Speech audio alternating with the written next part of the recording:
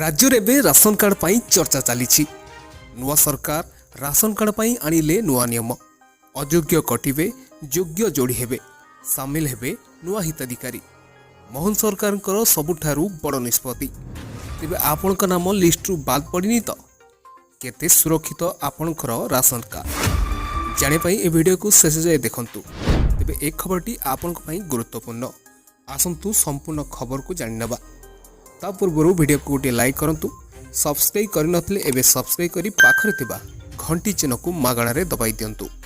सरकार प्रतिटी योजना और नुआ नुआ घोषणा आमे सर्वप्रथमे आनी थाउ मिलिथिबा सूचना अनुसार राशन कार्ड पाई नुआ आवेदनकारी को मासक मध्य राशन कार्ड मिलिबो बोली खाद्य और जोगाण मंत्री कृष्णचंद्र पात्र सूचना दैछंती खाली सेतिकी नुहे नुआ राशन कार्ड मिलिबा पूर्वरु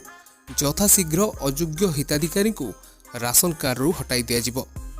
मंत्री आहुरी मध्य कहिसंती जे जो माने ई-केवाईसी करिसंती केवल सेही माने ही योग्य साब्यस्त होइतिले राशन कार्ड पाई परिबे ता छड़ा सरकारी ऑफिसर माने घर को घर जाई राशन सहित आधार लिंक होइछि कि नहीं जांच करिवे। आपण तो जानिथिबे नवीन सरकार थिबा समय रे राशन कार्ड द्वारा साधारण जनता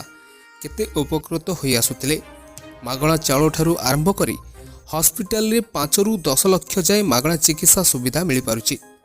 एबे ओडिसा रे 96 लाख लोकंक पाखरे राशन कार्ड मौजूद रहिछि ता मध्यरु अनेक भूत कार्ड रे एबे भी राशन सामग्री हड़प चली जोगाण मंत्री कृष्णचंद्र पात्र एने स्पष्ट करिसेंति जे आधार कार्ड लिंक करी जांच करा जिवो एवं ऑफिसर माने डोर टू डोर जाई जांच प्रक्रिया रे शामिल होई अयोग्य हिताधिकारी को तुरंत बाहर करा जिवो। तेबे आपनकर राशन कार्ड रहिछि कि नहीं कमेंट रे निहाती लिखि दियंतु।